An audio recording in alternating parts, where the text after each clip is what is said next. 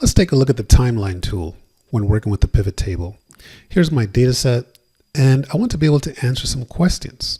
We can get the gross sales, the sales, and the profit, but I would like to know what were the sales by year, by quarter, or even by month.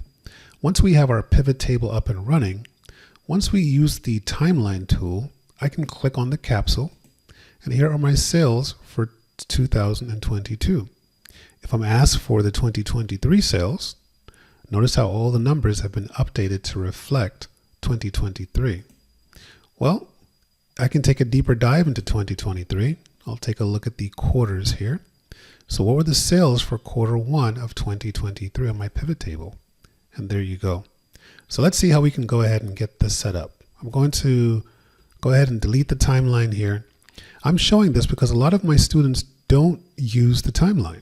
When I teach my pivot tables course, they're always shocked to see that we already have a tool that allows us to reveal time-based intelligence.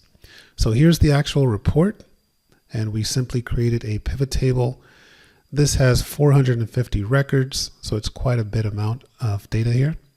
So how can we create the timeline? How can we get quarterly reports, yearly reports, even monthly and or daily reports? The first step is to click on your pivot table. Right now, I'm just showing the sum of gross sales by country. Click on the Pivot Table Analyze tab, and right from there, you will see the actual timeline. It's right next to the slicer. I'll go ahead and click there. For the timeline to work, you must have a properly formatted date field. I do have 2 dates in here. I will be using the sale date for this one. So I'll click here, and you can see it's already found those 2 matching dates here. Once I click there, here is my timeline. Just going to go ahead and just give it a different color here.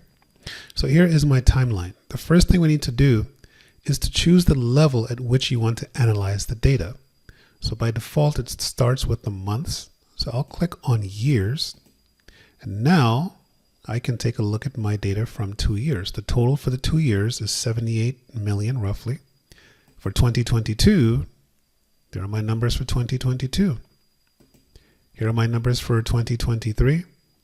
Again, if I want to be more specific for 2023, I can change this to the quarterly level. And now here are the Q1 sales, Q2.